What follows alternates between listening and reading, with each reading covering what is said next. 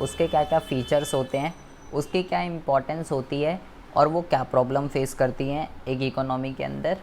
और दूसरा पढ़ेंगे स्मॉल स्केल इंडस्ट्रीज़ क्या होती हैं, उसके क्या क्या फ़ीचर्स होते हैं, उसके क्या क्या महत्व होते हैं और वो क्या क्या प्रॉब्लम फेस करती हैं और सरकार उन प्रॉब्लम को दूर करने के लिए क्या क्या स्टेप ले रही है।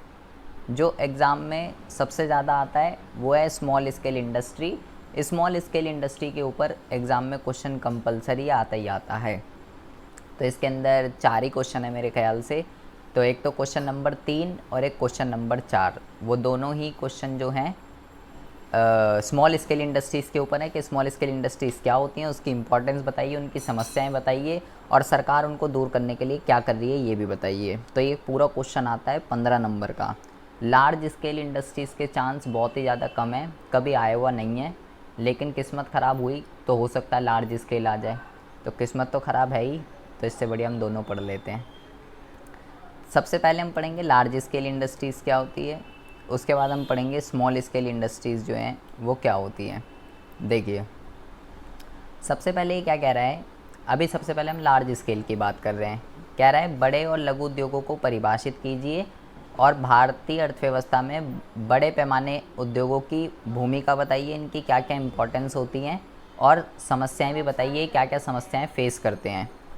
तो सबसे पहले ये कह रहा है कि 1977 से पहले की जितनी भी औद्योगिक इकाइयाँ थीं जिसके अंतर्गत प्लांट और मशीन में निवेश जो है कितना लिखा हुआ है 10 लाख रुपए से कम होता था 1977 से पहले, उसको जो है लघु उद्योगों में शामिल किया जाता था। हमने इंडस्ट्रियल पॉलिसी के अंदर भी पढ़ा था, अलग अलग सरकार लिमिट बढ़ाती गई बढ़ाती गई बढ़ाती गई और जो भी सहायक औद्योगिक इकाइयाँ थी उसके लिए 15 लाख रुपए थी और 1 लाख रुपए से कम की औद्योगिक इकाइयों को टीनी उद्योगों के नाम से, जिसको अति लघु उद्योग कहते थे, ये कहा जाता था। लेकिन टाइम टू टाइम इन अमाउंटों के अंदर चेंज होता गया, इनकी डेफिनेशन चेंज होती गई। जैसे पहले टीनी उद्योगों के लिए 1 लाख रखा गया, फिर इसको बढ़ाकर 2 लाख रखा गया, फिर इसको बढ़ाकर 5 लाख रखा गया। पॉलिसी के अंदर चेंज होता गया। जैसे 77 में ये लिमिट रखी गई थी, 77 के बाद 80 की आई, 90 की आई, तो उनमें चेंज होता गया। हमने पीछे इंडस्ट्रियल पॉलिसी में पढ़ा है। अब देखो क्या लिखा हुआ है, 1991 में लघु उद्योगों की इकाइयों के लिए निवेश की सीमा 60 लाख रुपए कर दी गई, जबकि इसको 1977 में कितना रखा गया था, केवल 10 लाख, लेकिन 1991 तक कितनी हो गई, 60 लाख। सहायक उद्योगों के लिए 75 और अति लघु उद्योगों के लिए 5 लाख रुपए की जो है लिमिट को कर दिया गया। लघु और सहायक इकाइयों के लिए निवेश की सीमा 25 लाख रुपए जो है वो कर दी गई। तो टाइम टू टाइम क्या हुआ, टाइम टू टाइम इन पॉलिसीज़ के अंदर चेंज आता गया। आज की अगर हम बात करते हैं अभी की, तो अभी के टाइम पे उन उद्योगों को लघु उद्योग माना जाता है जिसमें मैक्सिमम से मैक्सिमम 5 करोड़ की इन्वेस्टमेंट लगेगी, उससे कम की उससे 5 करोड़ के अंदर अंदर इंडस्ट्री खुल जाएगी। जिस भी उद्योग के अंदर 5 करोड़ से ज़्यादा का अमाउंट लगेगा वो लघु पैमाने का उद्योग नहीं कहलाएगा। आज के टाइम में लिमिट जो है निवेश की वो 5 करोड़ रुपए है लघु उद्योगों के लिए। तो ये टाइम टू टाइम चेंज होता रहता है। आप ये लिखना चाहते हो 5 करोड़ वाला, ये भी लिख सकते हो। अदरवाइज़ इस तरीके से लिखना चाहते हो कि भाई 1977 में पहले तो सरकार ने 10 लाख रुपए रखा, उसके बाद 1991 में इसकी निवेश की सीमा को बढ़ाकर इतना कर दिया गया, अति पैमाने के लिए इतना हो गया और उसके लिए इतना हो गया। तो ऐसे भी आप जो है लिख सकते हो। और जो इससे क्रॉस हो जाएंगे, जो इस सीमा से क्रॉस हो जाएंगे, क्योंकि ये मैक्सिमम है, जो इस सीमा से क्रॉस हो जाएंगे, जैसे कि भाई इसने लिखा है कि भाई लघु के लिए जो है इतने 60 लाख कर दिया, तो सिंपल सी बात है 60 से 75 लाख से अगर अबव हो जाएगा तो वो लघु पैमाने का उद्योग नहीं रहेगा, ये मैक्सिमम है, वो बन जाएगा बड़े पैमाने के उद्योग। कह रहा है सरकार के अनुसार निवेश सेवाओं में यह वृद्धि स्फीति और अवमूल्यन के कारण रुपए की कीमत में होने वाली कमी को पूरा करने के लिए की गई थी। वर्ष 2000 में लघु और सहायक उद्योगों के लिए निवेश की सीमा, अब देखो अब यहाँ पे कौन से सन की बात कर रहा है, 2000, सन 2000 की, जबकि ऊपर हम 1991 की बात कर रहे थे। कह रहा है सन 2000 में क्या हुआ, लघु उद्योगों की सीमा 1 करोड़ कर दी गई, अति लघु उद्योगों के लिए 25 लाख कर दी गई। माइक्रो लघु और मध्यम उद्योग अधिनियम 2006 के पारित होने के बाद अब लघु और मध्यम इकाइयों को माइक्रो लघु तथा मध्यम इकाइयों के रूप में परिभाषित किया जाता है। जैसे कि हम जो ऊपर पढ़ते आ रहे हैं कि एक होते हैं लघु उद्योग, एक होते हैं अति लघु उद्योग, एक होते हैं सहायक उद्योग। तो उसके बाद क्या हुआ, हमने एक एक्ट बनाया माइक्रो लघु और मध्यम उद्योग 2006। इसके अंदर क्या किया गया, जितनी भी ये छोटी छोटी टाइप की कई सारी इंडस्ट्रीज़ होती हैं बेटा, जिसमें अलग अलग तरीके के काम होते हैं, कम से कम 7-8 टाइप होते हैं। जैसे एक है लघु व्यवसाय, उसके अंदर 7 से 8 तरीके के काम, छोटे मोटे जो काम होते हैं, तो उनको तीन जगह में कैटेगराइज कर दिया टोटल। पहला माइक्रो, फिर है लघु और फिर है मध्यम। इसमें क्या हुआ, इसमें सबकी लिमिट बना दी गई जैसे जैसे हम ऊपर पढ़ते आ रहे हैं। तो आज के टाइम में लघु उद्योग जैसे 2000 की बात कर रहा है 1 करोड़ है, लेकिन आज की अगर हम बात करें तो वो 5 करोड़ की लिमिट है लघु उद्योग की। इसके अलावा विनिर्माणी क्षेत्र तथा सेवा क्षेत्र के लिए अलग अलग निवेश की सीमाएं निर्धारित की गई। बेटा देखिए, हम चैप्टर जो पढ़ रहे हैं वो पढ़ रहे हैं उद्योग, इंडस्ट्रीज़। तो इंडस्ट्रीज़ जो हैं, हमें ये पता है उत्पादन के 3 तरीके के क्षेत्र होते हैं, प्राथमिक क्षेत्र, द्वितीयक क्षेत्र और तृतीयक क्षेत्र। ठीक है, प्राथमिक क्षेत्र, द्वितीयक क्षेत्र और तृतीयक क्षेत्र। तो प्राथमिक क्षेत्र में बेसिकली किसको ऐड किया जाता है, कृषि को ऐड किया जाता है। द्वितीयक क्षेत्र में किसको ऐड किया जाता है, द्वितीयक क्षेत्र के अंदर जो है बेसिकली उद्योगों को शामिल किया जाता है, उन्हीं को ही विनिर्माण क्षेत्र भी कहते हैं। आपको ये ध्यान रखना है, द्वितीयक को ही विनिर्माण क्षेत्र कहते हैं, क्योंकि ये प्राथमिक क्षेत्र ने जो भी रॉ मटेरियल बनाया है उसको फिनिश गुड्स में कन्वर्ट करते हैं, और तृतीयक जो क्षेत्र होता है उसी को ही सेवा क्षेत्र कहते हैं। तो अभी हमने जो पढ़ी है वो लघु पैमाने, वो उसके लिए है, लघु और कुटीर उद्योग वगैरह इन सब के लिए। अब ये कह रहा है जो सेकेंडरी सेक्टर और जो सर्विस सेक्टर है उनकी लिमिट अलग है। जैसे कि सबसे पहले ये आपको सेवा क्षेत्र के उद्योग बता रहा है। सेवा क्षेत्र के उद्योग कौन से होते हैं, जो तृतीयक क्षेत्रों के अंदर आते हैं, जो ऐसे उद्योग होते हैं जो सर्विस प्रोवाइड करते हैं, like banking industry, insurance industry, ये जो होती हैं इनका काम है सर्विस देना। तो ऐसे उद्योग जो सेवा प्रदान करते हैं उनको सेवा क्षेत्र के उद्योग कहते हैं, और उनको तृतीयक क्षेत्र में शामिल किया जाता है। इनके लिए सरकार ने क्या करा, इनको जो है इनके लिए सरकार ने क्या करा, अब हमने सभी टाइप की इंडस्ट्री को 3 उसमें बांट दिया।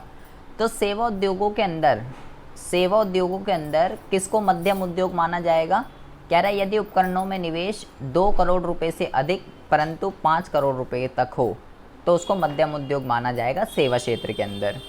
लघु उद्योग किसको माना जाएगा, जिसमें 10 लाख से मिनिमम 10 लाख मैक्सिमम 2 करोड़, और माइक्रो किसको माना जाएगा, जिसमें मैक्सिमम से मैक्सिमम 10 लाख रुपए की वो हो इन्वेस्टमेंट, उसको जो है माइक्रो माना जाएगा। बेटा ये आपको लिमिट आपको याद रखनी पड़ेगी, इनके नंबर होते हैं। ठीक है, आपको बिल्कुल ऐसे ही मेंशन करना पड़ेगा कि भाई सेवा क्षेत्र के लिए क्या क्राइटेरिया है। सेवा क्षेत्र के अंदर माइक्रो, सबसे पहले माइक्रो आता है जिसमें सबसे कम इन्वेस्टमेंट लगती है, मैक्सिमम 10 लाख। माइक्रो से ऊपर लघु आता है, मिनिमम 10 मैक्सिमम 2 करोड़, और उसके बाद मध्यम है कि मिनिमम 2 करोड़ मैक्सिमम 5 करोड़। तो ये लिमिट्स आपको याद रखनी है, इसी तरीके से मेंशन करनी है, ये इम्पॉर्टेंट है।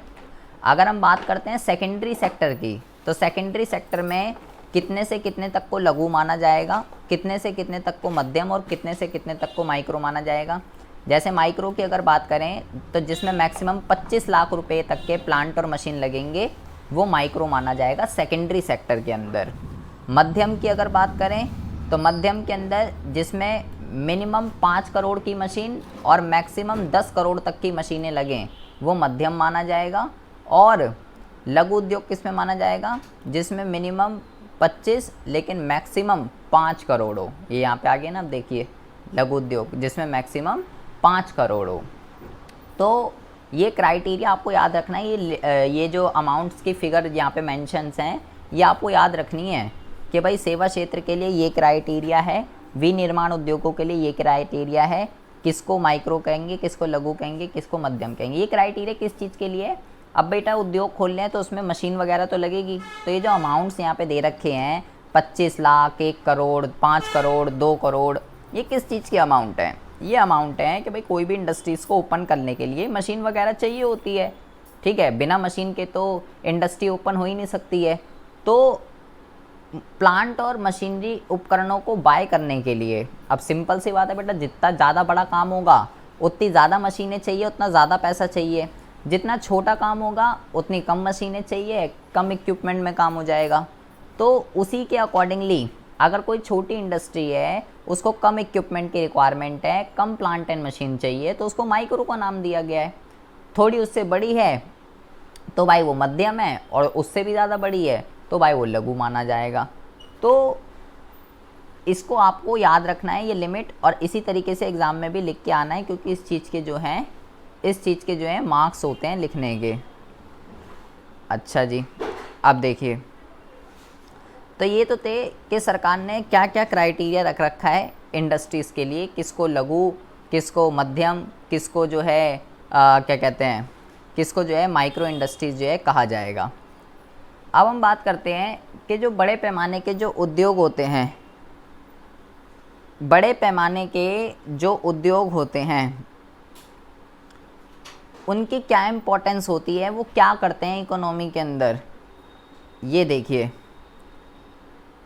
हमें ये बताना है कि भाई ये क्या करते हैं।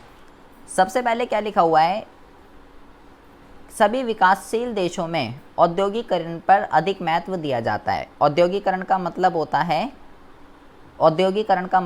है ज़्यादा से ज़्यादा इंडस्ट्रीज़ को ओपन करना।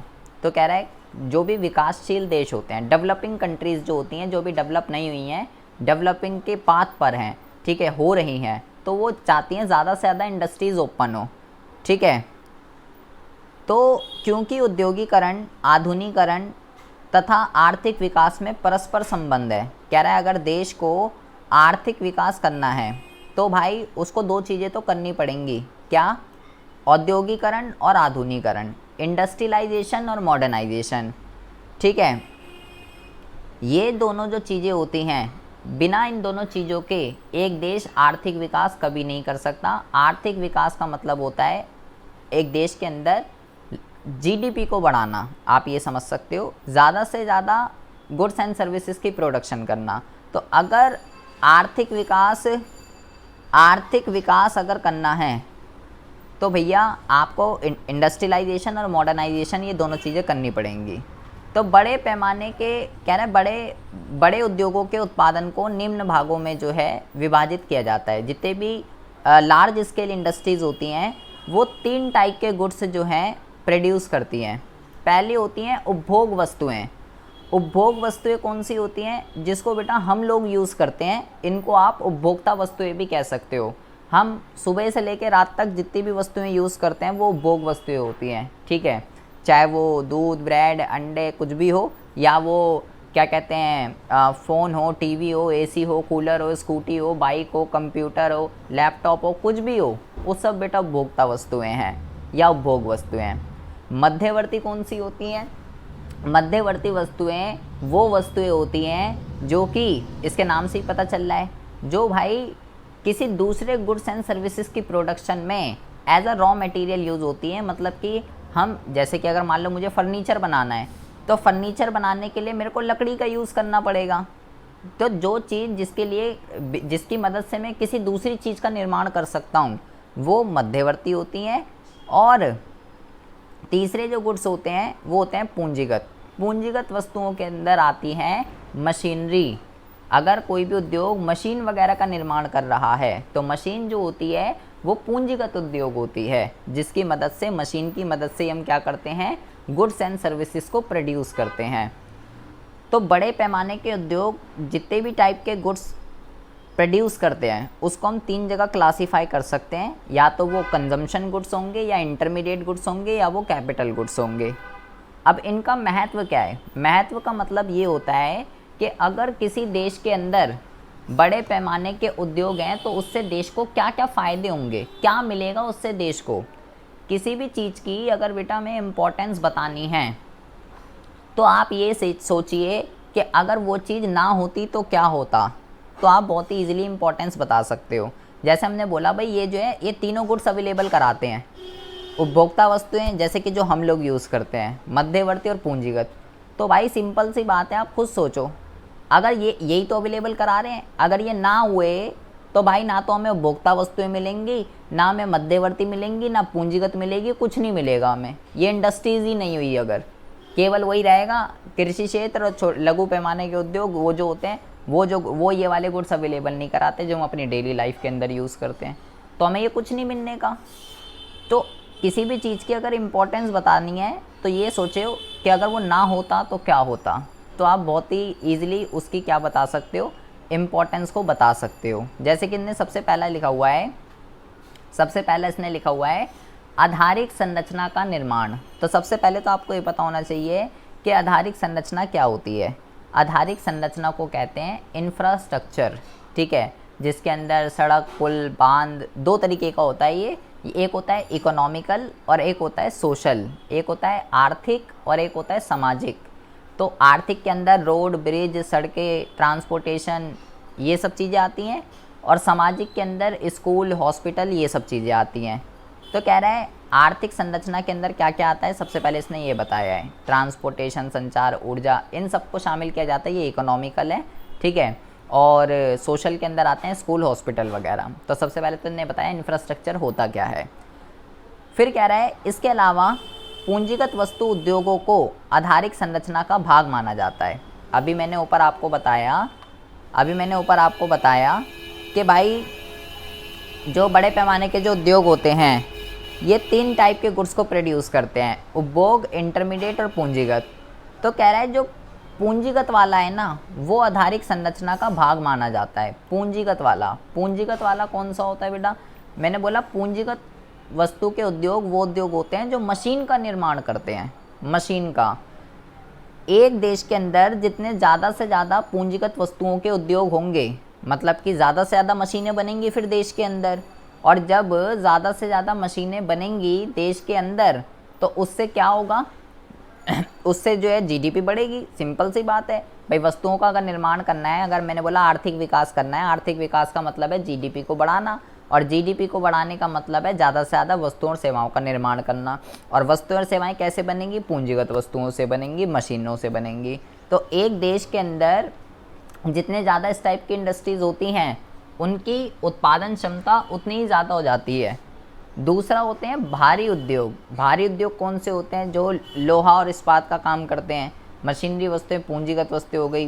ट्रांसपोर्टेशन उपकरण बनाते हैं, बिजली के उपकरण बनाते हैं, रसायन, तेल, ये सारी चीज़ें जो बनाते हैं। कह रहा है अगर एक देश को आर्थिक विकास करना है तो इसको जो आर्थिक विकास को मजबूत नहीं बनाया जा सकता बिना इनकी मदद से।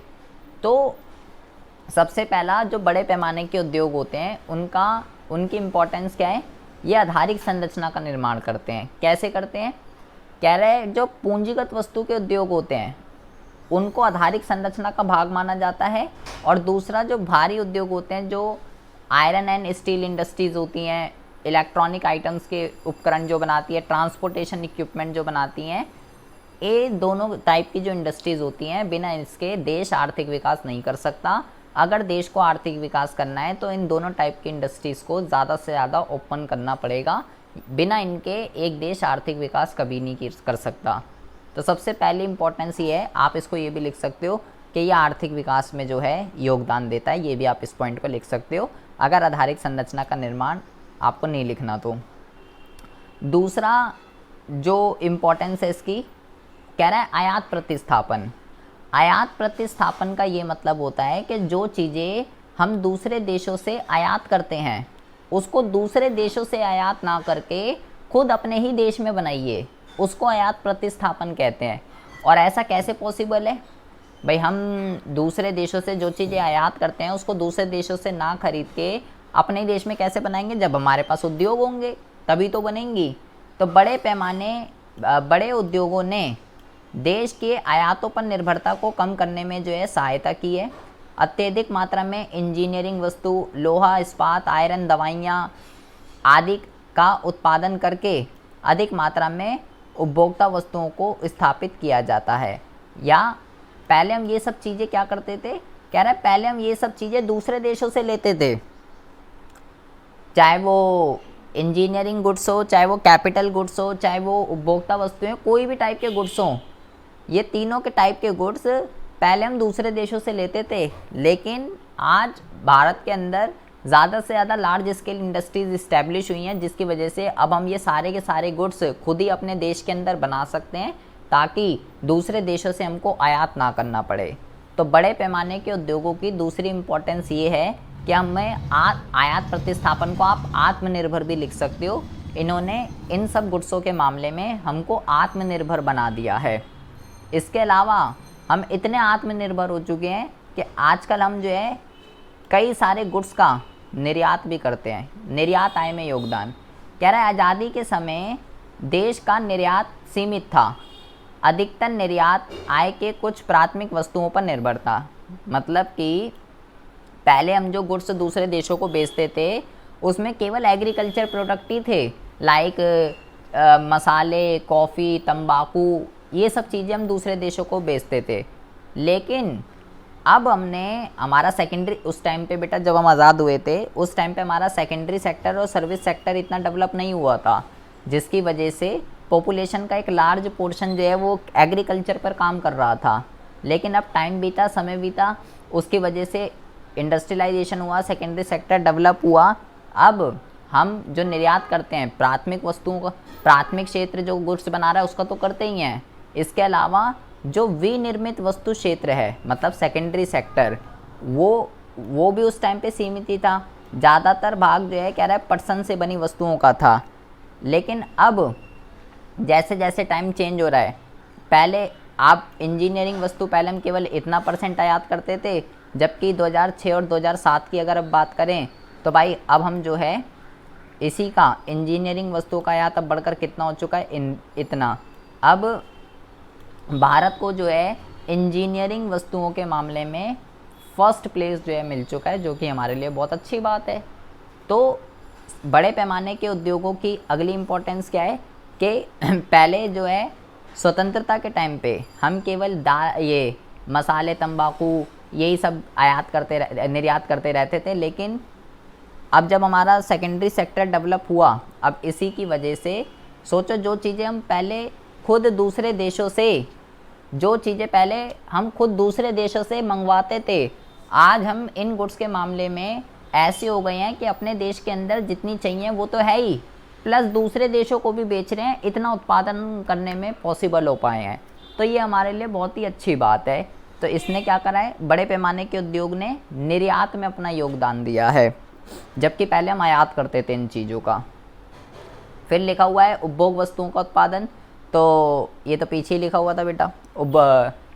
ऊपर हम पढ़ के आए हैं कि भाई जो बड़े पैमाने के उद्योग होते हैं वो क्या करते हैं, उपभोग वस्तुएं, मध्यवर्ती वस्तुएं और इन सब गुड्स को अवेलेबल कराते हैं। तो अनेक उपभोग की जाने वाली वस्तुओं का उत्पादन बड़े पैमाने के उद्योग जो हैं करते हैं, जिससे कि हमें क्या मिलता है, जिससे कि हमें लिख सकते हो आप कि उपभोग वस्तुओं के अंदर यही आता है, अगर भाई ये उद्योग ना होंगे तो हमें जो है इन वस्तुओं का जो है कंजम्पशन करने के लिए नहीं मिलेगा, ये आप इसके अंदर लिख सकते हैं। तो ये तो इजी है। उसके बाद है आर्थिक अतिरेक की प्राप्ति। इसका क्या मतलब होता है, आर्थिक अतिरेक की प्राप्ति कह रहा है भारत जैसे देश में लगातार तथा स्थायी आर्थिक विकास के लिए पूंजी संचय या बड़े पैमाने पर अतिरेक के निर्माण की अधिक आवश्यकता है। ज़्यादातर श्रम प्रदान तकनीक का इस्तेमाल लघु और कुटीर उद्योगों में किया जाता है। इसके उपरांत बड़े पैमाने में पूंजी प्रदान तकनीकों का प्रयोग किया जाता है, जिससे काफ़ी बड़ी मात्रा में आर्थिक अतिरेक की प्राप्ति होती है। इसका मतलब ये होता है बेटा कि जो उद्योग होते हैं वो दो तरीके की टेक्नोलॉजी होती है। पहली जो टेक्नोलॉजी होती है उसको हम कहते हैं श्रम प्रदान तकनीक, और दूसरी जो टेक्नोलॉजी होती है उसको हम कहते हैं पूंजी प्रदान तकनीक। श्रम प्रदान तकनीक का जो यूज़ है वो बेटा लघु पैमाने के उद्योग करते हैं, अभी हम आगे भी पढ़ेंगे और इससे पीछे भी मैंने आपको बताया था। श्रम प्रदान तकनीक का मतलब होता है कि मशीन का नहीं, बंदों का यूज़ कीजिए, मशीनरी पावर पे नहीं, ह्यूमन पावर पे डिपेंड रहिए। इससे क्या होता है भाई, आपको भी पता है, एक मशीन लगाएंगे तो 10 बंदों को बेरोज़गार कर देगी, एक को काम देगी, क्योंकि मशीन चलाने के लिए तो एक ही बंदा चाहिए ना।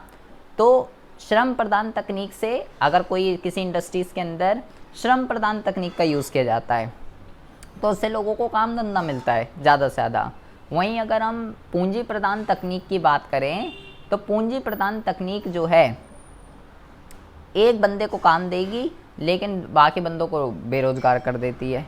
लेकिन पूंजी प्रदान तकनीक से क्या होता है, पूंजी प्रदान तकनीक से काम जल्दी भी हो जाता है, अच्छी क्वालिटी का हो जाता है और आप कम से कम समय में ज़्यादा से ज़्यादा काम जो है कर पाते हो, क्योंकि ये काम मशीन कर रही है। इस वजह से अभी इसकी डिसएडवांटेज भी हम पढ़ेंगे, ठीक है। अगर इसकी डिसएडवांटेज में इसका फ़ायदा भी है, लेकिन डिसएडवांटेज में है कि बेटा ये बेरोज़गारी को बढ़ाता है, ठीक है। तो ये 5 तरीके के इसके महत्व हैं जो इसकी इंपॉर्टेंस को शो कर रहे हैं कि देश के अंदर बड़े पैमाने के उद्योग करते क्या हैं। इंफ्रास्ट्रक्चर को क्रिएट करते हैं, आयात प्रतिस्थापन को रोकते हैं, जो गुड्स हम आयात करते थे वो अब हम खुद अपने देश में बनाते हैं और इतना बनाने लगे हैं कि अब दूसरे देशों को बेचते हैं और उपभोग वस्तुओं का उत्पादन करते हैं और आर्थिक अतिरेक की प्राप्ति करते हैं। ये इसका महत्व है बड़े पैमाने के उद्योगों का। अगर हम बात करते हैं इनकी समस्याएं का मतलब कि ये जो है क्या क्या प्रॉब्लम फेस करते हैं, इनको क्या क्या दिक्कतें आती हैं। जैसे सबसे पहले लिखा हुआ है उत्पादन तकनीक का चुनाव। सबसे पहली जो इनको ये जो प्रॉब्लम फेस कर रहे हैं ये है टेक्नोलॉजी की। टेक्नोलॉजी का मतलब क्या है गया, अभी मैंने ऊपर बताया। कह रहा है बड़े पैमाने के उद्योगों में उत्पादन की तकनीक का चुनाव करना सरल नहीं है। बड़े उद्योगों को उत्पादन की नई तकनीक और नवीनतम टेक्नोलॉजी को अपनाने में अनेक समस्याएं आती हैं। विकसित देश अपनी इच्छा व गुणवत्ता तथा नवीनतम उत्पादन तकनीक देने को तैयार नहीं होते। इस कारण भारतीय उद्यमों को अपेक्षाकृत निकृष्ट तकनीकों के आयात से ही संतुष्ट रहना पड़ता है। इसका क्या मतलब है बेटा, सबसे पहली प्रॉब्लम कह रहा है टेक्नोलॉजी की दिक्कत है। तो बेटा अभी हमने ऊपर पढ़ा यहाँ पे कि जो श्रम प्रदान तकनीक होती है वो तो लघु और कुटीर उद्योग यूज़ करते हैं, लेकिन जो पूंजी प्रदान तकनीक होती है वो बड़े पैमाने के उद्योग यूज़ करते हैं। अब पूंजी प्रदान तकनीक का मैंने मतलब क्या बताया, नई नई मशीन का यूज़ करना, ठीक है। तो बेटा जो मशीन वगैरह होती है उसके अंदर टाइम टू टाइम चेंज आता रहता है। अब भाई मान लो फ़ोन है, जैसे फ़ोन के अंदर चेंज आता रहता है। जैसे आप देखते हैं MI Note 5, Note 6, Note 7, Note 8, Note 9, Note 10 change आता रहता है। जब कोई नया चेंज आ रहा है जैसे कि iPhone 6, iPhone 7, iPhone 8, iPhone 9, iPhone 10, 11, 12, 13 Pro Max फलाना ढिमकाना, तो अब कोई नई चीज़ आ रही है तो उसके अंदर कुछ ना पहले ये सेंसर, फिंगरप्रिंट, ट्रिपल, आजकल तो 4 कैमरे आ गए हैं फ़ोनों के अंदर। तो भाई कोई भी टेक्नोलॉजी अगर आती है तो कुछ नया लेकर आती है अपने साथ। सेम ऐसे ही मशीन के अंदर भी है। जब मार्केट के अंदर कोई मशीन आती है तो टाइम टू टाइम उसके अंदर चेंज आता रहता है, अपडेशन होती रहती है, नई नई चीज़ें आती रहती हैं। तो बड़े पैमाने के उद्योगों के लिए सबसे बड़ी प्रॉब्लम क्या है कि भाई किस टेक्नोलॉजी को हम यूज़ करें। जो डेवलप्ड कंट्रीज़ होती है ना, उनके पास जो है अच्छी टेक्नोलॉजी होती है, लेकिन वो उस टेक्नोलॉजी को दूसरे देशों को नहीं बेचना चाहते। इसकी वजह से क्या होता है, इसकी वजह से जो देश टेक्नोलॉजी का आयात करते हैं उसकी वजह से भाई अच्छे देश तो देना नहीं चाहते। तो फिर सिंपल सी बात है, जो देश दे रहा है जिस तरीके की टेक्नोलॉजी, हमें जो है उसी को ही आयात करना पड़ता है और उसी की सहायता से वस्तुओं और सेवाओं का उत्पादन जो है वो करना पड़ता है। तो इसका मतलब ये है कि करनी तो चाहिए हमें अच्छी टेक्नोलॉजी का आयात, लेकिन दूसरा देश देने के लिए तैयार नहीं है। तो हमें क्या करना पड़ता है, जो देश दे रहा है जैसी दे रहा है, अब वो अच्छी हो या वो बुरी हो, इतनी अच्छी तो नहीं होगी क्योंकि अच्छा देश तो दे ही नहीं रहा ना अच्छी टेक्नोलॉजी। जो देश दे रहा है उसी टेक्नोलॉजी का यूज़ करके हमको उत्पादन करना पड़ेगा, उसी से ही हमें जो है संतुष्ट रहना पड़ेगा जो भी टेक्नोलॉजी मिल रही है। तो सबसे पहली प्रॉब्लम है टेक्नोलॉजी की। दूसरा है बेटा पूंजी की आवश्यकता, क्योंकि ये बड़े पैमाने के उद्योग हैं तो इसको स्थापित करने के लिए भाई पैसा भी जो है वो बहुत ही लार्ज स्केल पे चाहिए, करोड़ों रुपए चाहिए इसके लिए, ठीक है। और कह रहा है बड़े पैमाने के उद्योगों की स्थापना में अधिक पूंजी की आवश्यकता होती है, जिसके लिए कंपनियों के अंश जो है वो बेचने पड़ते हैं, जनता से जमाओं लेने के साथ साथ विभिन्न वित्तीय संस्थाओं से लोन लेने पड़ते हैं, आर्थिक संपत्ति व शक्तियों का केंद्रीकरण होता है। सार्वजनिक क्षेत्र की इकाइयों के लिए पूंजी एकत्रीकरण करना भी एक समस्या होती है, जिसकी वजह से अनेक बार अनेक इकाइयों की स्थापना में और पुरानी इकाइयों में आधुनिकीकरण की समस्या आती है। कह रहा है बेटा जो बड़े पैमाने के उद्योग होते हैं सबसे बड़ी जो प्रॉब्लम है वो है पैसे की, क्योंकि भाई यहाँ पे तो हमने पढ़ा करोड़ों रुपए लगते हैं, तो करोड़ों रुपए कहाँ से आएंगे? करोड़ों रुपए कंपनियों को लोन लेने पड़ जाते हैं, अपने शेयर बेचने पड़ जाते हैं, कई सारी चीज़ें कई तरीके के जुगाड़ करके कंपनी पैसों का जुगाड़ करती है। और जो कंपनी पैसों का जुगाड़ नहीं कर पाती वो उसको किस चीज़ की प्रॉब्लम आती है?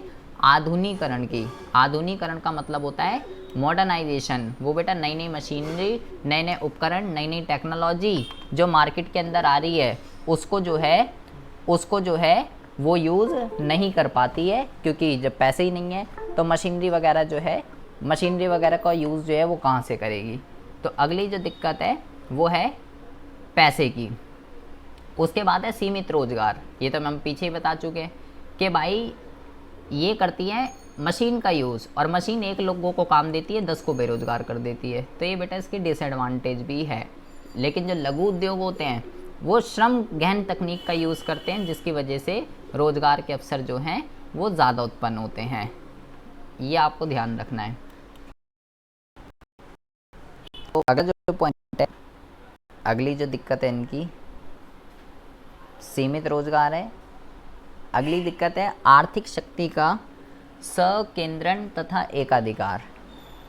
कह रहा है भारत में बड़े उद्योगों की स्थापना व विकास से एकाधिकारी व अल्पाधिकारी शक्तियों को प्रोत्साहन मिला है, जिससे आर्थिक संकेंद्रीय में वृद्धि हुई है व लघु उद्योगों की जो क्षमता है उसमें क्या हो रही है? उसमें जो है कमी आ रही है। इसका क्या मतलब होता है? एकाधिकार का मतलब क्या होता है? एकाधिकार और अल्पाधिकार, दो वर्ड इसने यहाँ पे यूज़ करें। पहले ज़रा इनको समझेंगे बेटा। एकाधिकार का मतलब होता है, व्यष्टि अर्थशास्त्र के अंदर पढ़ा था कक्षा 11वीं में या 12वीं में, अगर आपको याद हो, बाजार के रूप पढ़े थे। पूर्ण प्रतियोगिता बाजार होता है, एकाधिकार, अल्पाधिकार, अगर कुछ याद हो तो एकाधिकार बाजार एक ऐसा बाजार होता है जिसमें एक बंदे का अधिकार होता है। इसके नाम से ही पता चल रहा है, एकाधिकार मतलब एक बंदे का अधिकार, जिसमें बेचने वाला जो है केवल एक ही बंदा होता है और खरीदने वाले बहुत सारे होते हैं। उत्पादक होगा एक, बेचने वाले जो होंगे वो होगा एक, खरीदने वाले बहुत होते हैं, उसको एकाधिकार कहते हैं। और अल्पाधिकार का मतलब क्या होता है? अल्पाधिकार का मतलब होता है एक ऐसा बाजार जिसमें उत्पादक जो होते हैं, बेचने वालों की जो संख्या होती है वो बहुत ही ज़्यादा कम होती है, जैसे कि 4 से 5 बस, और ज़्यादा नहीं। जैसे कि इसके एग्जांपल हम लेते हैं, जैसे कि आप ड्रिंकिंग उसमें ले लीजिए, ठीक है। ड्रिंकिंग उसके अंदर जैसे ये आप जो Fanta, Maaza, Coca Cola, Pepsi, Thums Up ये सब है, तो इसके अंदर बेटा जितनी भी इंडस्ट्रीज़ हैं ज़्यादा से ज़्यादा 4-5 हैं, ठीक है। फेमस कोका कोला यही है, तो केवल 4 से 5 इंडस्ट्रीज़ हैं। अब ये मत कहना ये फैंटा अलग है, लिम्का अलग है, ये बेटे सब कोका कोला के प्रोडक्ट हैं, ठीक है। तो ये सब चीज़ें जो हैं ड्रिंकिंग उसके अंदर केवल 4 से 5 इंडस्ट्रीज़ हैं, ज़्यादा नहीं है, वो अल्पाधिकार है।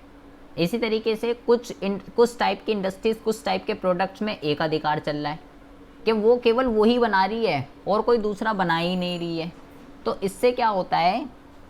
इससे जो है बाज़ार के अंदर सारी की सारी शक्तियाँ एक ही बंदे के हाथों में या कुछ चंद लोगों के हाथ में जो है बंद के रह जाती है, बाकी लोगों को इसका कोई भी फ़ायदा जो है नहीं मिल पाता है। इसको कहते हैं आर्थिक संकेंद्रण तथा एकाधिकार। एकाधिकार का मतलब है एक ही बंदे के हाथ में, और संकेंद्रण ये कह सकते हो कुछ लोगों के हाथ में बस, जिससे लघु उद्योगों को क्या होता है? नुकसान होता है। और लास्ट इसके अंदर लिखा हुआ है अप्रयुक्त क्षमता। कह रहा है बड़े पैमाने वाले उद्योगों में बहुत बड़ी उत्पादन क्षमता का उपभोग नहीं किया गया तथा विभिन्न परिस्थितियों में आधी स्थापित क्षमता का प्रयोग होता है तथा लगभग आधी स्थापित क्षमता बेकार रहती है। पूंजीगत वस्तु उद्योग औद्योगिक विकास की आधारशिला है, जिसने उनकी क्षमता में अल्प प्रयोग से उन सब उद्योगों के विकास पर विपरीत प्रभाव डाला है। इसका मतलब ये होता है, अप्रयुक्त क्षमता का ये मतलब होता है कि भाई जितनी उनकी कैपेसिटी है वो उस कैपेसिटी के साथ जो है काम नहीं करते हैं, बल्कि जैसे कि मान लो कोई इंडस्ट्री ले लेते हैं, हर इंडस्ट्री की जो कैपेसिटी होती है वो 100% की है, ठीक है, लेकिन वो उस 100% की कैपेसिटी का जो यूज़ है वो नहीं कर पाते हैं।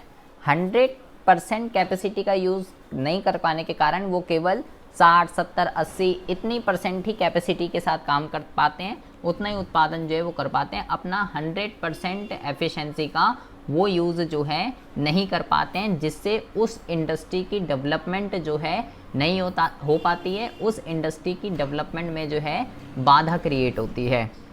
तो ये सारी की सारी प्रॉब्लम्स हैं जो बड़े पैमाने के उद्योग जो हैं फेस कर रहे हैं। सबसे पहला जो प्रॉब्लम थी बेटा ये है टेक्नोलॉजी की, कि जो अच्छी टेक्नोलॉजी होती है, ठीक है, प्रीमियम क्वालिटी जो होती है, प्रीमियम क्वालिटी की जो टेक्निक होती है वो डेवलप्ड कंट्रीज़ के पास होती है, लेकिन डेवलप्ड कंट्री उनको बेचने के लिए तैयार नहीं होती, जिसकी वजह से हम उनका आयात नहीं कर सकते। तो जो देश जैसी टेक्निक दे रहा है, जिस क्वालिटी की दे रहा है, हमें उसी से सेटिस्फाई रहना पड़ता है। सबसे पहली दिक्कत है तकनीक की। दूसरी दिक्कत है पैसों की, कि बड़े पैमाने के लिए पैसा चाहिए होता है, और पैसा ये कंपनीज़ जो हैं, ये इंडस्ट्रीज़ जो हैं बहुत ही मुश्किल से अरेंज कर पाती हैं, जिसकी वजह से मॉडर्नाइजेशन नहीं हो पाता, नई नई मशीन, नई नई तकनीकों का यूज़ करने में दिक्कत आती है, क्योंकि जब पैसा ही नहीं है तो ये सब चीज़ें कहाँ से आएगी। सीमित रोज़गार देती हैं ये, क्योंकि ये पूंजी प्रधान तकनीक का यूज़ करती हैं, जिसकी वजह से बहुत ही कम लोगों को रोज़गार मिल पाता है। इन इंडस्ट्रीज़ की वजह से कुछ कुछ सेक्टर्स के अंदर या तो एकाधिकार क्रिएट हो जाता है या अल्पाधिकार क्रिएट हो जाता है, जिससे शक्तियाँ किसी एक बंदे के हाथ में या कुछ चंद लोगों के हाथ में बंध के रह जाती है, और ये इंडस्ट्रीज़ अपनी 100% कैपेसिटी का यूज़ नहीं कर पाती हैं, केवल 60, 70, 80% कैपेसिटी का यूज़ कर पाती हैं, जिसकी वजह से उस इंडस्ट्री की डेवलपमेंट में दिक्कत आती है। ये 5 तरीके की प्रॉब्लम है जो कि ये बड़े पैमाने के उद्योग फेस करते हैं। और रही बात इनके महत्व की, कि ये देश के अंदर करते क्या हैं, ये इंफ्रास्ट्रक्चर को डेवलप करते हैं, 3 तरीके की वस्तुएं उपलब्ध कराते हैं, आयात प्रतिस्थापन पर रोक लगाते हैं, जो वस्तुएं हम दूसरे देशों से खरीदते थे वो आज हम खुद अपने देश में बना रहे हैं, इतना बना रहे हैं कि खुद को अपने देश के अंदर जितनी ज़रूरत है वो तो कर ही रहे हैं, साथ के साथ साथ दूसरे देशों को भी बेच रहे हैं, उपभोग वस्तुएं उपलब्ध करा रहे हैं और आर्थिक अतिरेक की प्राप्ति कर रहे हैं। ये इसका महत्व है, जो बड़े पैमाने के उद्योग एक अर्थव्यवस्था के अंदर हमको देते हैं। अगर ये नहीं होंगे तो बेटा ना हमें उपभोग वस्तु मिलेगी, ना पूंजीगत वस्तु मिलेगी, ना इंफ्रास्ट्रक्चर डेवलप होगा, फिर हमें ये सारी चीज़ें दूसरे देशों से जो है लेनी पड़ेगी, दूसरे देशों को हम जो बेचते हैं वो भी नहीं होगा, ना उपभोग वस्तु मिलेगी, ना मध्यवर्ती मिलेंगी, ना पूंजीगत मिलेगी, कुछ नहीं मिलेगा, सब दूसरे देशों पर डिपेंड रहना पड़ेगा, ना आर्थिक अतिरेक की प्राप्ति होगी। तो किसी भी चीज़ की अगर इम्पोर्टेंस बतानी है तो हमें ये सोचना पड़ेगा कि अगर वो चीज़ नहीं होती तो क्या होता। और फिर रही बात इनकी डेफिनेशंस की, तो यहाँ पे अलग अलग सेक्टर्स के अंदर, सेवा सेक्टर के अंदर सरकार ने क्या क्राइटेरिया रख रखा है, सेकेंडरी सेक्टर के अंदर क्या क्राइटेरिया रख रखा है, लघु उद्योग, टीनी उद्योग एंड सहायक उद्योग, इनके लिए क्या क्राइटेरिया था, पहले क्या था, अब के टाइम पे क्या है, ये सब क्राइटेरिया, ये सब लिमिट्स इसने यहाँ पे मेंशन कर रखी है। तो ये पूरा क्वेश्चन है, बड़े पैमाने के उद्योग क्या होते हैं, उनकी क्या भूमिका होती है और उनकी क्या क्या समस्याएं होती हैं।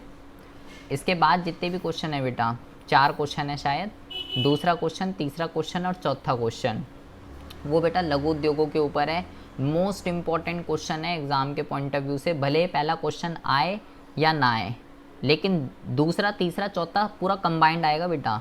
दूसरे के अंदर है महत्व बताना है कि लघु उद्योग क्या करते हैं, तीसरे क्वेश्चन के अंदर समस्याएं बतानी है कि लघु उद्योगों की क्या समस्याएं होती हैं, और चौथे के अंदर वो समस्याओं को दूर करने के लिए सरकार क्या क्या स्टेप ले रही है, सरकार क्या कर रही है, इनके लिए क्या क्या प्रोग्राम बना रही है, वो हमें जो है 4th क्वेश्चन के अंदर बताना है। तो ये पूरा एक ही क्वेश्चन आता है 15 नंबर का, कि लघु उद्योग क्या होते हैं, उनका अर्थ बताइए, उसका महत्व बताइए, ये क्या क्या समस्याएं फेस कर रहे हैं और सरकार इनको दूर करने के लिए क्या क्या कर रही है। तो 2, 3, 4 इस चैप्टर से यही क्वेश्चन इंपॉर्टेंट है, स्मॉल स्केल इंडस्ट्रीज़। तो इसको जो है आप अच्छे से करके जाइएगा, क्योंकि बड़े पैमाने का तो बहुत ही कम चांस है, आ गया तो ठीक है, कभी आया नहीं है वैसे, लेकिन स्मॉल स्केल इंडस्ट्रीज तो आएगा ही आएगा। तो ये देखिए, सरकार द्वारा उपाय गए अपनाए, चौथा, 4 ही क्वेश्चन है इसके अंदर। तो ये चारों के चारों हमको जो है यहाँ पे पढ़ने पड़ेंगे। तो ये बेटा अच्छे से कर लीजिएगा।